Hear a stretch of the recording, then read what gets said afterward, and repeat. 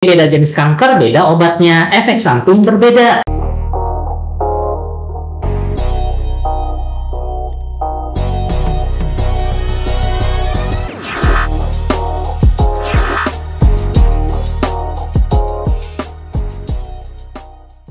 Assalamualaikum warahmatullahi wabarakatuh. Betul. Halo pemirsa podcast Tunan Official, selamat siang. Senang sekali hari ini bersama saya Ilda hadir menemani pemirsa podcast semua yang selalu memberikan edukasi, informasi, dan inspirasi. Pemirsa, bulan Februari ini merupakan bulan kanker sedunia, di mana pada setiap tanggal 4 Februari itu diperingati dunia sebagai Hari Kanker. Peringatan ini bertujuan sebagai upaya dalam memberikan kesadaran, pengetahuan, dan juga tindakan yang diperlukan oleh pasien-pasien kanker. Hari Kanker Sedunia sendiri itu diperingati dan diresmikan pertama kali pada tahun 2000 melalui KTT Dunia untuk melawan kanker yang diselenggarakan di Paris. Sebelumnya, Hari Kanker Sedunia juga pernah pertama kali dirayakan di Jenewa, Swiss pada tahun 1993. World Health Organization atau WHO menyatakan bahwa kanker merupakan penyebab kematian terbesar di dunia. Nah, di Indonesia sendiri, kasus kanker jumlahnya lebih dari 400 juta orang. Nah, untuk itu pemirsa, hari ini saya akan mengajak pemirsa semua untuk membahas mengenai kiat menghadapi diagnosa kanker dan pengobatannya. Untuk itu telah hadir bersama kita seorang narasumber yang kesehariannya bertemu dengan para pejuang kanker. Langsung saja kita sapa Dr. Radhika Rafli, spesialis onkologi radiasi. Assalamualaikum, Dok. Assalamualaikum warahmatullahi wabarakatuh. Siang udah. Siang, Dok. Oke. Pemirsa, Dr. Radhika ini merupakan salah satu dokter radioterapi di Rumah Sakit UNAN.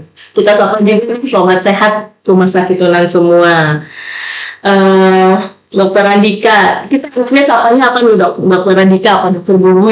Ya, panggilan biasanya pasien-pasien kayaknya Dokter Bubu ya. Dokter Bubu ini kalau pasien kanker kayaknya sudah sangat terkenal ya, Dok ya, karena apalagi radioterapi pengobatan radiasi di Sumatera Barat itu hanya tercover di beberapa tempat ya, Dok ya. Oke, Dok, mungkin kita jelaskan dulu nih, Dok, kepada pemirsa semuanya, apa itu kanker, Dok?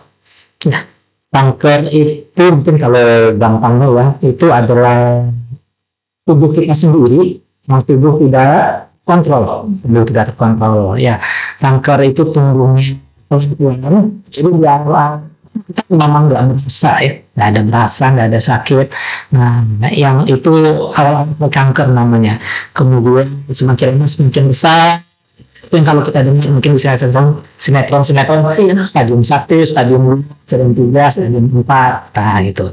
Jadi asalnya dari tubuh kita sendiri yang tubuh tidak terkontrol. Oke, ya jadi sesuatu yang tidak normal ya, Dok. Tidak normal. Oke, gitu. Nah, kalau di Rumah Sakit UNAN nih, Dok, biasanya kan tadi kan gejala-gejalanya kan kita nggak tahu tuh. Awalnya kita ngerasa sehat aja, datang-datang ternyata udah parah gitu kan. Biasanya kalau di Rumah Sakit UNAN sendiri, Dok, pasien datang udah dengan keadaan bagaimana nih, Dok? Ya, jadi mungkin yang perlu kita tahu adalah situasi di Indonesia ini nggak terlalu ideal ya. Kita masih dalam proses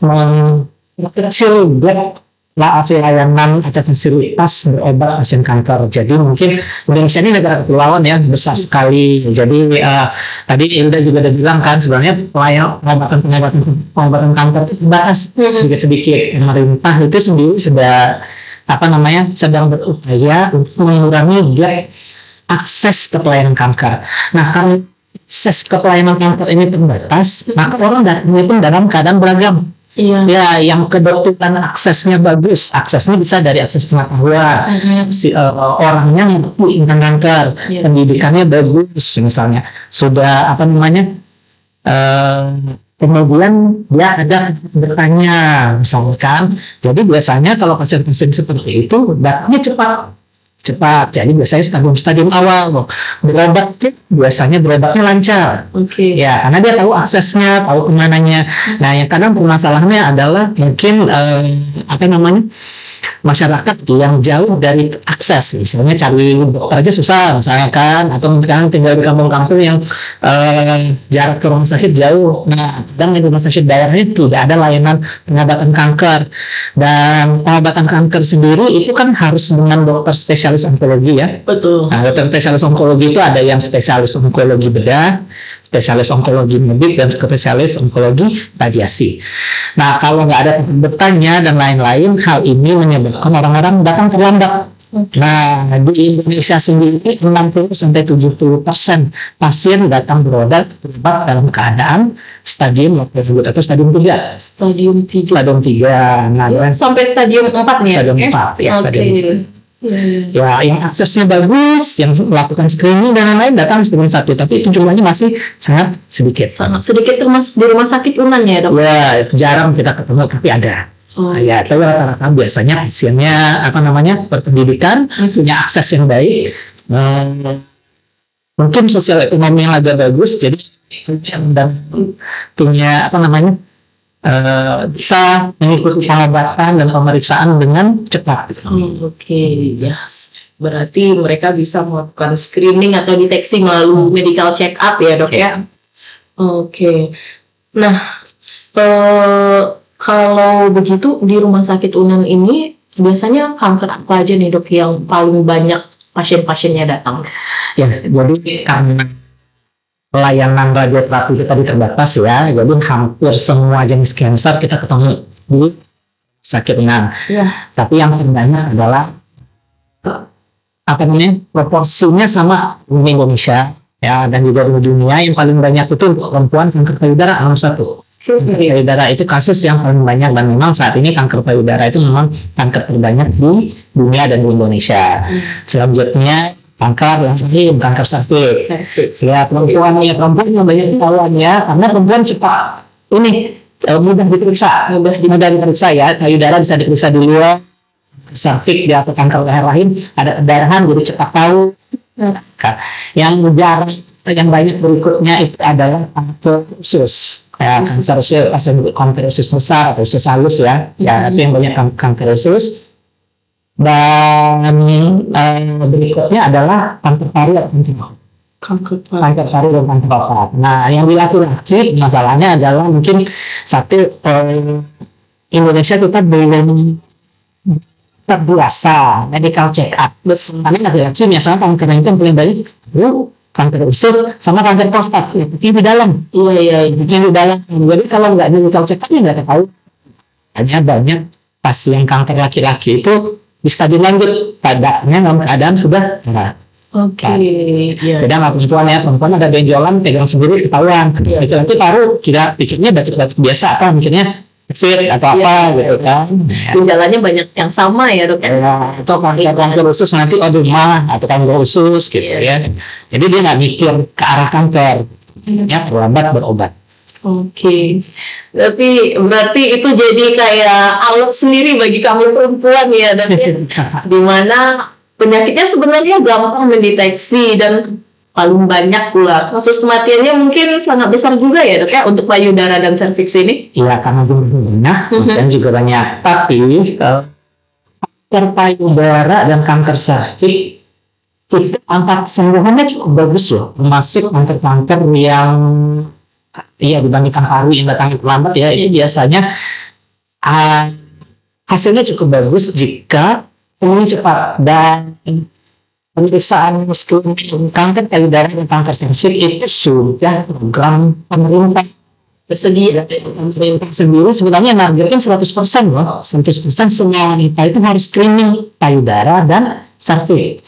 Jadi kalau rata-rata kita kalau dapat stadium 1, misalnya contohnya aja nih ya, kanker payudara itu biar perempuan ukuran kecil aja, 1 mm atau dari apa, pakai mamografi, pakai USG udah kelihatan. Jadi ya kalau stadium dini ya pasien mungkin pengobatannya lebih dikit. tidak perlu sepanjang itu, dan apa kesembuhannya sudah lebih bagus, payudaranya tidak perlu diangkat, secara kosmetik bagus, kualitas hidupnya tidak berubah. Oke. Ya, Ya. Intinya semakin cepat diketahui, semakin cepat diobati. ya. Efek samping lebih sedikit, ya harus lebih sedikit, ya, Betul. dan juga hidupnya tidak terganggu. Iya, iya. Ya. Betul. Nah, untuk itu dok, gimana nih?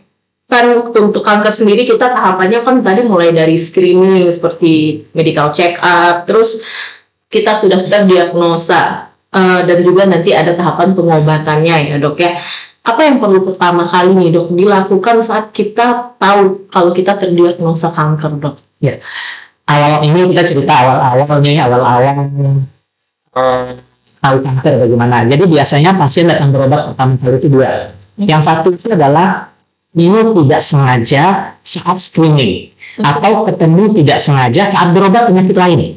Oke, ya. Ya, misalnya kan ada pasien ini, dia nggak usus buntu, harus periksa syarat operasinya, harus periksa rongsen dada dulu. Iya. Ya, kemudian kena medical check up nih, karena harus periksa rongsen dada sebelum masuk operasi usus buntu, ada kelihatan misalnya ketemu tidak sengaja, misalnya kan. Oke. Atau pasien-pasien misalnya nih yang biasanya kalau perusahaan, kalau PNS mau naik jabatan, kan harus medical check up ya, betul, medical check up ya, sekedar ngikutin administrasi, ketemu tidak sengaja, belum ada keluhan dan lain-lain. Nah, itu satu, ketemu tidak sengaja saat screening, dan itu biasanya di stadium dini. Stadium dini. Berikutnya adalah ketika sudah ada keluhan.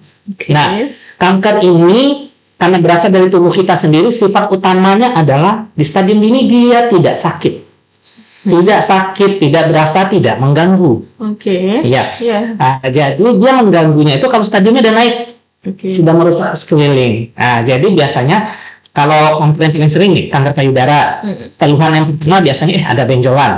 Ya, benjolannya nggak sakit, kadang pasien dibiarin tuh. Iya. Dibiarin, biasalah, atau berobat. Nah, oke. Jadi kalau screening, kebetulan screening biasanya kan udah ketemu sama dokter, sama rumah sakit. Pasti dokter dan rumah sakitnya akan memberikan rekomendasi selanjutnya bagaimana. Selanjutnya akan gimana. Biasanya kalau ada kecurigaan kanker akan dikirim ke dokter kanker. Nah, berarti orang ini sudah menjalani proses dengan benar. Yang permasalahannya adalah ketika kita sendiri ketemu gejala, pasti udah mulai kepikir, ini apa sih? Ini apa sih? Nah, dari data-data penelitian menemukan bahwa ternyata di Indonesia ini, terutama buat yang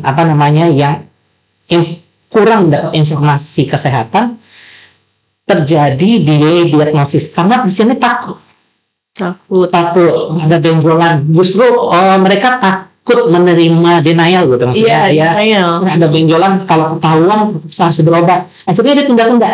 Jadi enggak nih gitu, berarti dirinya menyangkal. Dirinya menyangkal, dan itu bisa tergantung ini ya. Kadang ada kita ketemu pasien itu dia simpan sendiri, nggak ngasih tahu ke keluarga tercintanya. Mungkin misalnya ini ibunya ada benjolan begini kan, anaknya mungkin bahkan ada yang anaknya dokter tapi dia nggak ngasih tahu karena takut nyusahin keluarga, atau karena kecemasan sendiri, jadi dipendam, atau karena salah persepsi. Jadi di bayangannya kalau ada kanker, nanti berdetak, jadi mikirnya yang serem-serem itu. Ya, berarti asik dengan pemikiran negatif. Tapi takut mengkonfirmasi. Nah, kebanyakan kita temukan pasien di fase ini itu bisa ada yang sampai 3 tahun, 4 tahun, ada yang sampai 10 tahun. 10 tahun. Jadi dia tahu gejalanya ini 10 tahun yang lalu, 5 tahun yang lalu. Kanker kok nggak tiba-tiba gede. Dia awal-awal. Nanti kalau stadiumnya makin naik, dia makin cepat tumbuhnya. Berarti tahapan yang lama itu dari stadium dini yang lama. Stadium 2 ya. Dan satu dari awal itu dia lama tuh bisa makan turunan. Ya beda-beda ke kanker. Tapi biasanya di awal-awal itu lebih lama tumbuhnya. Nah, jadi kita ketemu data bahwa memang banyak yang menunda-nunda karena takut. Yang kedua adalah salah mencari informasi. Nah, sekarang kan zaman sosial media, digitalisasi, dan memang ditemukan hoax paling tinggi adalah mengenai kanker. Hampir 80% informasi yang kita dapatkan di sosial media dan internet Ya. itu tidak benar. Oke. Ya, jadi ketika ada kanker, apa yang paling aman adalah tutup telinga. Ya, tutup telinga, jangan tanya-tanya ke orang yang tidak mengerti, karena nanti mereka tidak tahu. Karena kanker sendiri ya, dokter aja itu ada levelnya. Misalnya dokter umum nih, dokter umum itu kompetensinya level 2. Level 2, artinya kalau kompetensi level 2 dokter umum, dia nggak terlalu menguasai, dia hanya mendeteksi dan dia tidak bisa menjelaskan secara detail, hanya merujuk ke yang lebih pakar. Jadi harus ke dokter onkologi. Nah, jadi dokter bedah itu misalnya ada dokter bedah, dokter penyakit dalam, dokter kebidanan. Dokter kebidanan itu SP1, belum dokter onkologi. Betul. Jadi mereka pun kalau ketemu itu harus konsultasi ke dokter onkologi. Jadi yang paling aman adalah pertama, kalau memang ada kecurigaan kanker, kita berobat, minta rujukan ke dokter onkologi sesuai dengan ilmunya. Kalau penyakit yang di kepala leher, HT, mungkin ke dokter PHT onkologinya. Jadi ke dokter yang ada kompetensi ke sana. Yang kedua adalah cari informasi di sumber resmi. Biasanya sumber resmi di mana? Yang kita baca informasi di Kemkes. Ya, jadi ada edaran di puskesmas. Jadi bukan ucapan perawat, bukan ucapan dokter, bukan ucapan tenaga kesehatan. Nah, kadang misalnya kan ini ada keluarganya, ada tenaga, yang perawat di sini. Ya, mohon maaf, karena kadang bisa saja tenaga kesehatan itu pemahamannya belum cukup untuk ilmu kanker, karena kanker itu memang di Indonesia masih tahapan spesialis 2. Spesialis 2. Jadi cari informasi ke orang yang tepat. Yang kedua itu adalah kalau susah cari orang yang tepat, tanya ke cari informasinya ke sumber-sumber resmi di Kemkes, WHO, atau misalnya kan sekarang kan banyak ini konsultasi online yang resmi. Konsultasi online yang sudah terakreditasi. Nah, kita nggak usah sebut mereknya ya. Konsultasi misalnya kan susah nih, tapi kan ada di tangan nih. Aplikasi ada ya, atau ada misalnya rumah sakit, misalnya Humas Unang ada nomor kontak nih. Nah, sumber informasi ya kontak rumah sakit Unang, atau misalnya kita bicara institusi kita ya, kita Instagram kita misalnya Instagram bisa tanya ke situ. Intinya adalah tanya ke yang pakar, tanya ke yang benar, hindari hoax, karena semakin kita dengarkan hoax semakin ketakutan, nanti akan keluar yang aneh-aneh. Ya, ketakutan. Nah, yang tahap kedua nih, setelah tahu dan bertanya, pastikan. Nah, pastikannya ada gejala nih. Karena sebagian besar gejala-gejala yang kita temukan itu ternyata jinak.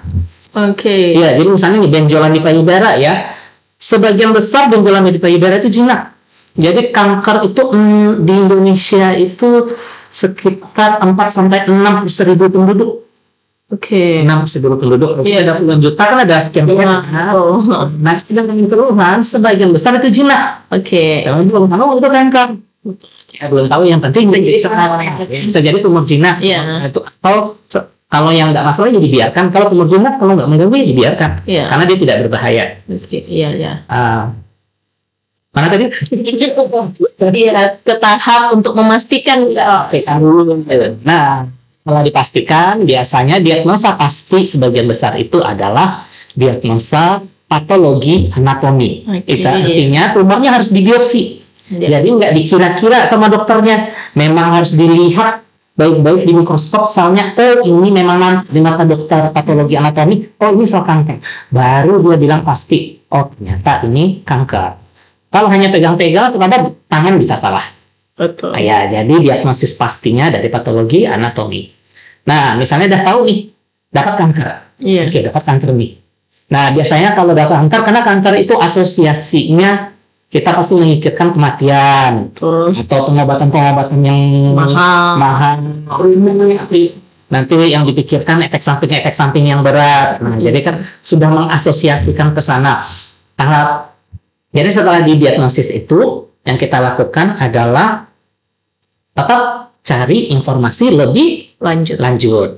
Nah, tips saya buat pasien-pasien yang ada keluhan ini baru dapat nih keluar hasil PA-nya. Ternyata kanker.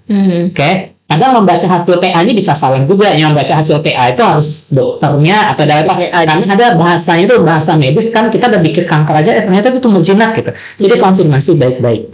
Nah, pertama itu adalah tulis dulu pertanyaan Anda, apa yang ragu. Bagusnya dengan catatan ini adalah kalau bisa dijawab dokter sekalian, bisa dijawab. Kalau tidak, kita bisa tinggalin. Iya. Tinggalin. Nanti dokter bisa nitipin ke siapa. Oh, bisa cari informasi di sini, atau nanti pertemuan berikutnya, atau Anda bisa akan diberi solusinya. Iya, betul. Ya, jadi yang paling bagus sih pasien-pasien yang pintar itu dia tulis setelahnya. Yang kedua adalah karena yang penghalang nomor satu itu adalah ketakutan. List ketakutan Anda. Oke. Jadi misalnya nih, ada pasien ini kan, dia sedang sekolah. Kalau saya kanker ini, saya masih bisa sekolah nggak? Nah, itu ya. Berarti itu pertanyaannya bukan pertanyaan medik. Tapi karena kanker itu kan titik balik dari hidup kita ya. Dapat kanker, titik balik yang besar. Pasti berdampak besar. Nah kan ada pasien saya kan, dapat itu.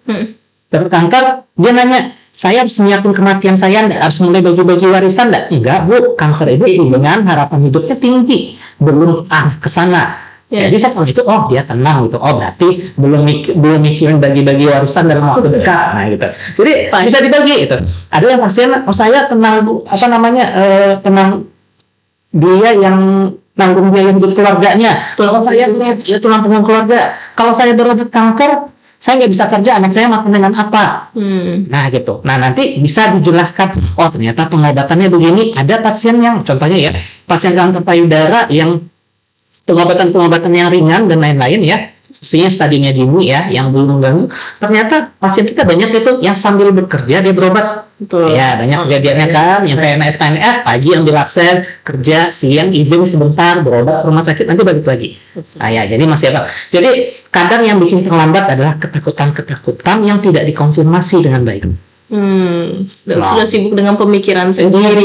Tidak dikonfirmasi. Nah, dokter kalau nggak ditanyain, ya, ternyata kan nggak mungkin juga kan menanyain privasi Bapak Ibu sampai detail seperti itu ya. Jadi, nah itu pertama. Biasanya yang kalau ketakutan itu sudah teratasi, kita sudah dapat informasi yang benar, biasanya akan tenang untuk berobat. Ya, karena itu satu ya. Berikutnya adalah tipsnya tadi ya, cari informasi yang benar. Karena begitu dapat kanker, kita biasanya adalah orang yang berduka. Kita dapat kabar buruk kan berduka ya. Berduka itu ada tahapan. Nah, itu perlu diketahui oleh Bapak Ibu semua. Berduka itu ada tahapannya dan itu wajar. Tahapan yang pertama itu adalah denial namanya ya. Kita nggak percaya ini benar. Dokter salah nih. Nggak mungkin ini gitu. Ya, kita nggak mau menerima shock dulu. Tahapan pertama itu wajar, biasa. Yang penting kita harus tahu bahwa kalau dapat kabar buruk itu proses itu akan berlanjut. Ya, seiring waktu dengan kita menambah informasi dan lain-lain, harus dalam tahap berikutnya itu adalah ketika menerima adalah tahap marah. Ya, marah bisa macam-macam. Ke semua orang bisa dilanjutkan marah diri sendiri, kadang nyalahin orang. Oh, ini gara-gara suami ngerokok di depan rumah. Ini gara-gara ini kita sibuk menyalahkan orang. Ya, marah atau mencari pelampiasannya di mana. Ya, itu adalah fase. Berikutnya itu ada fase bersedih. Marahnya energi habis, fase depresi. Ya, fase bersedih. Itu biasa orang berduka gitu. Fase bersedih ini nggak mau, semuanya nggak mau, iyalah mati saja saya. Bahkan ada yang seperti itu ya. Nah, tapi selanjutnya ketika kita sudah melewati fase itu, kita akan masuk ke fase acceptance atau fase tawakal kalau Muslim ya. Fase tawakal. Ketika sudah tawakal, apapun yang terjadi hatinya lapang. Ya. Nah, jadi kalau pasien kanker, nah kabar buruk itu bukan buat pasien aja. Kabar buat keluarga semuanya. Jadi misalnya nih, mamanya dapat kanker, yang bisa saja yang lebih stres suaminya atau anaknya. Betul. Ya, jadi karena kita orang Timur, orang Indonesia yang keluargaan itu apalagi kalau yang di Padang ya, keluargaan itu dekat. Ya, jadi bahkan pengambilan keputusan itu nggak diambil sendiri, keluarga besar itu memutuskan, kumpulkan dulu. Jadi hati-hati ngambil keputusan, jangan saat Mars. Ya, jadi misalnya ini yang paling sering itu adalah laporin nih, ada mamanya, ada omnya, ya kan? Omnya adalah itu dia grieving, berduka, Iya, iya. masuk pasti marah. Kenapa begini-begini? Berantem keluarga. Atau yang paling parah itu adalah mengambil keputusan terburu-buru. Udah jual rumah dan lain-lain, kita berobat. Oh, berobat. Oke, ini kan berobat kanker tuh ada yang dari yang mahal Iya. sampai yang murah gratis. Misalnya sekarang di pemerintah kan udah sama hal apapun pengobatan kanker BPJS gratis. Iya, betul. Gratis, nggak keluar biaya. Ada yang begitu paniknya kan, Mm-mm. udah jual harta di dulu rumah semua segalanya keluar untuk keluar negeri, berapa keluar negeri kan, luar negeri duit habis buat tiket, penginapan, biaya makan dan lain di sana. Sampai situ pengobatannya sama berapa? Nanti dirujuk balik ke daerah. Mm-mm. Nah, harta habis, akhirnya berantem. Iya, iya, Iya, iya. banyak sekali kejadian seperti itu. Intinya adalah jangan ambil keputusan saat marah. Oke. Ya, jadi ya keputusan itu disampaikan dalam keadaan tenang. Jadi sama-sama menghadapi berduka dengan baik. Nah, itu tahap dua. Nah, kalau fase hati yang di dalam sudah tenang, berarti kita bisa melakukan step berikutnya. Step berikutnya adalah mau berobat nih. Iya, Ya, berobat ya. Prinsip pengobatan kanker adalah yang paling bagus nggak boleh disentuh-sentuh sebelum jelas ini penyakitnya apa. Ya, Pastikan dulu tadi. pastikan dulu ya. Itu kan baru diagnosis. Stadium kan belum tahu. Iya, betul. Stadium kan belum tahu. Jadi saat didiagnosis dengan PA tadi belum dapat. Belum tahu. Itu baru tahu kalau ini kanker. Stadiumnya belum tahu. Harus ada pemeriksaan yang dilakukan. Beda stadium, beda pengobatan. Oke. Nah, tapi kita sebagai orang timur kalau udah mulai proses itu, jadi pertama tadi kan screening ya, tahap pertama sampai ketahuan. Tahap kedua ini udah tahu nih kanker, tahap berikutnya adalah diagnostik. Diagnostik nanti udah muter-muter tuh di rumah sakit, periksa ini, periksa itu dan lain-lain. Yang perlu kita siapkan satu adalah bicara baik-baik dengan keluarga. Oke. Keluarga. Proses diagnosis ini kadang bisa makan waktu karena pemeriksaan bisa banyak. Ya. Dalam proses diagnostik ini paling sering pasien masih dalam proses berduka. Jadi bicaralah baik-baik sama keluarga. Harus ada sistem support. Yang pasien ini, karena ada pasien yang kuat loh. Dia nggak, saya ketemu tuh pasien nenek-nenek usia 50, dari awal sampai sakit dia nggak ngasih tahu sama anaknya, tapi dia dirinya kuat. Oke. Kuat, dia nggak mau misahin, tapi dia lalui semua. Datang berobat sendiri, nenek saya nggak butuh support. Tapi ada yang jalan aja nggak tenang, misalnya dari jalan semua rumah sakit itu pikirannya blank gara-gara stres. Ini kan perlu ditemani. Kalau nggak nangis sendiri. Nah, jadi bicara lebih baik kalau butuh sistem support, siapa yang mensupport. Oke. Dan ini pengobatan kanker itu terhitung penyakit kronis. Jadi berobatnya itu bisa bertahun-tahun.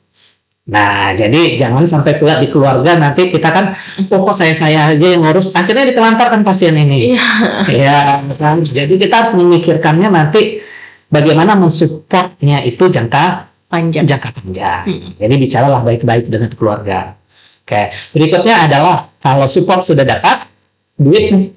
Iya. Begitu kalau dapat diagnosis kanker, kalau punya asuransi, ya kadang kan banyak ya Indonesia kan belum punya BPJS ya, kalau punya asuransi yang lain-lain alhamdulillah, kalau hartanya banyak alhamdulillah. Tapi kalau tidak urus BPJS secepat mungkin. Begitu sudah ada gratis semua. Ya, sangat mudah dan murah ya, Dok. Ya, ngurusnya ya yang penting ya rajin ngurus aja lah ya. Ngurus pun tanya pada orang yang tepat ya, aplikasi-aplikasi ada ya. Kadang ada asumsi-asumsi ngurusnya ribet atau ada dicap kalau layanan ini juga lama dan lain-lain ya, kan itu kan kadang informasi tahun-tahun dulu. Seiring waktu kan udah banyak perbaikan ya. Kita di rumah kita ngerasa itu kan sudah banyak perbaikan prosesnya itu. Oke, pasti dulu. Jadi jangan sampai kalaupun nanti kita berat, kita nih misalnya keluarga, jangan sampai miskin. Miskin berobat ini kan. Nah, oke, itu asuransi pastikan. Berikutnya adalah ketika sudah tegak stadium, tanya opsi-opsi Anda ke dokter. Jadi pertanyaan yang wajib itu pilihan pengobatan saya apa, Dok? Ya, karena ada pengobatan itu, kalau pengobatan kanker itu namanya tailor medicine. Jadi nggak ada yang sama pengobatan antar pasien itu. Jadi kayak ukur baju, nggak ada baju yang sama ukurannya. Berarti bisa dilihat dari usia, Ya, banyak pula pertimbangannya. Pertama itu misalnya masuk dalam pertimbangan itu adalah keinginan pasien. Oh, diawali dari keinginan. Keinginan pasien. Misalnya ini adalah ini. Nah, saya mau misalnya ini ya, kita lihat dari sudut pandang. Ada yang usia 60 tahun misalnya. Hidup saya udah penuh, udah full misalnya kan. Saya semuanya. Ya, kankernya nggak ganggu-ganggu banget. Saya ada hipertensi juga, ada penyakit jantung juga. Nah, kadang lebih mungkin dipanggil ajalnya karena hipertensi atau karena stroke daripada kena kanker ini, misalnya, kan? Bagi saya yang lebih penting, kalaupun mau berobat, ibadah saya nggak terganggu. Nah, misalnya, nggak ngerepotin keluarga. Pasti beda pengobatan yang mau ditawarkan. Nah, misalnya nih, ada pasien umur 20 tahun, tulang punggung keluarga, misalnya. Pasti yang mau dipikirkan adalah, kalau harapan pengennya hidup, saya pengen hidup lebih banyak karena tanggungan saya banyak. Nah, saya nggak mau sakit lama-lama, saya harus kerja. Nah, itu harus disampaikan. Berarti dipilihkan pengobatan yang cocok. Itu setiap dari pilihan itu ada kelebihan, ada kekurangan. Bisa dipilihkan yang tepat buat masing-masing pasien. Berarti pasien berhak ya dok ya memilih ya. Itu adalah hak pasien. Sampaikan ke pasien. Dan kita nggak bisa maksain. Enggak, yang memutuskan saya mau berobat begini ini adalah pasien. Dokter hanya memberikan opsi ya. Ya, misalnya pilihan kalau Bapak ikut pengobatan jalur A, misalnya operasi kemo dulu 3 kali, operasi kemudian radiasi, misalnya begini kan. Kelebihan atau kurangnya begini, yang akan dihadapi begini. Opsi berikutnya, misalnya Bapak tidak mau operasi, milihnya begini, resikonya begini, lain-lainnya begini. Nah, tentu pilihan per orang berbeda-beda. Iya. Beda-beda. Intinya adalah komunikasi baik-baik dengan dokternya, dokter dengan pasiennya komunikasi baik-baik. Jadi di banyak kejadian kalau tidak komunikasi dengan baik-baik, waduh, anak saya terlantar nih, mending saya nggak usah ngurus nggak jadi berobat. Nggak jadi berobat kan, akhirnya yang terlantar jadi banyak. Misalnya kayak tadi ya, yang pasien yang muda tadi, kita bisa mempertimbang kalau pengobatan Bapak, misalnya kalau yang muda, tentu kita kejar yang sembuh. Kalau yang sembuh tentu dampaknya, efek sampingnya lebih berat, berobatnya lebih di ini. Kita bisa bayangkan, 3 bulan Bapak tidak bisa bekerja, tapi harapan hidupnya lebih panjang. Setelah selesai dari ini, mungkin Bapak bisa bekerja. Dibandingkan dibiarkan, harapan hidupnya masih 2 tahun 3 tahun. Tidak meninggal, siapa yang ngurus anak? Langsung shock semua amal. Jadi kan itu tadi, hati-hati karena keputusan mengambil kanker itu mempengaruhi langkah hidup kita, jalan hidup kita. Nah, itu yang penting. Oke dok, jadi memang ada beberapa tahapan ya dok ya yang harus diperhatikan pasien kanker ini. Nah, untuk akses informasi pengobatan kita sudah banyak ya dok ya, termasuk di Rumah Sakit Unan sendiri. Boleh dijelaskan nggak dok, untuk apa saja yang tersedia di Rumah Sakit Unan sendiri yang bisa digunakan oleh pasien-pasien kanker? Jadi pengobatan kanker itu ada 3 macam ya, secara garis besar. Dan pembedahan sama dokter onkologi ya. Kebetulan kita banyak dokter onkologi kita di Rumah Sakit Unan.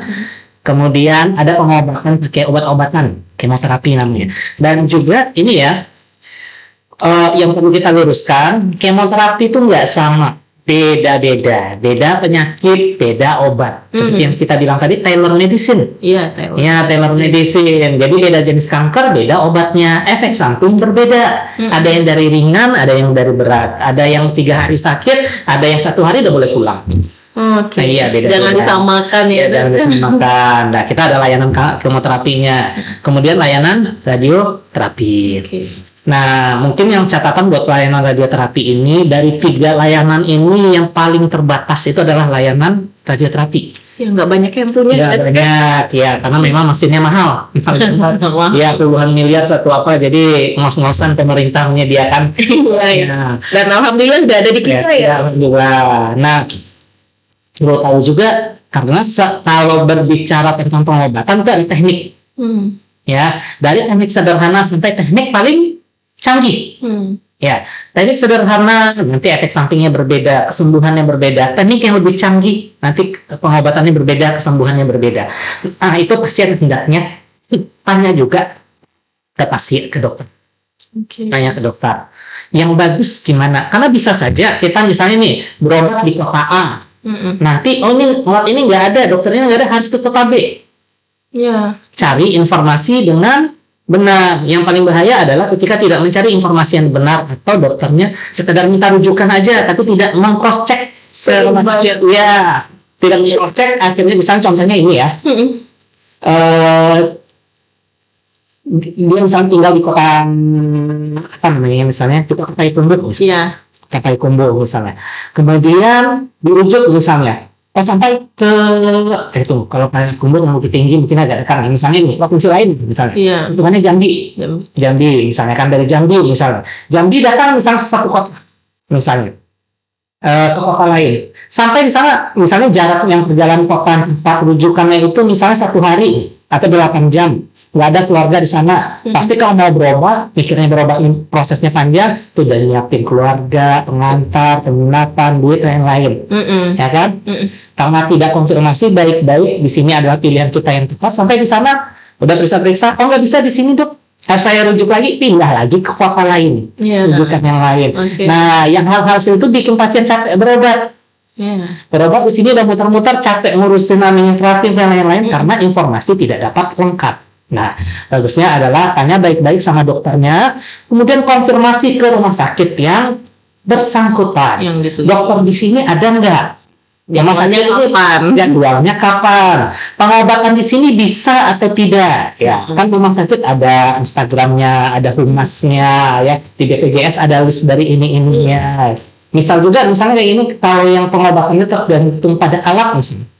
Alatnya operasional atau enggak? Karena ada alatnya ada suatu waktu sedang rusak, sedang tidak operasional. Nah itu sangat kasihan sekali, pasien udah datang jauh-jauh sampai di sini dia udah muter-muter seminggu 2 minggu ternyata tidak bisa. Kayak cari intinya kembali pada cari informasi. Yang benar. Nah berarti kalau di rumah sakit Unan radioterapi kita itu sudah sangat seksi lah istilahnya ya. Kalau kita bagi nih, kalau kita bicara radioterapi ya, radioterapi itu ada level 1, level 2, level 3. Ya, level 1 teknik-teknik sederhana, level 2 teknik canggih, level 3 teknik super canggih. Ya, jadi rata-rata standar internasional sekarang harus di level 2. Standar internasional, jadi tekniknya IMRT. Dan setara dengan itu. Itu standar internasional dan RS Unan untuk ya, kita level 2 dan kebetulan untuk level Sumatera Tengah cuma RS Unan yang level 2. Sumatera Tengah ya. Nah, jadi gitu pemirsa semua, rangkaian kiat-kiat menghadapi diagnosa kanker dan pengobatan yang udah di-sharing oleh Dokter Bubuy ya. Jadi yang paling penting itu cari informasinya, jangan main menyimpulkan sendiri dan sibuk dengan pemikiran sendiri. Nah, tentunya yang paling penting juga tadi dukungan keluarga ya dok ya, karena itu akan berkaitan dengan kehidupan kita di kedepannya. Oke dok, sebelum kita tutup kegiatan kita nih dok, podcast kita hari ini, boleh ada closing statement nggak dok nih untuk pemirsa kita di rumah dok?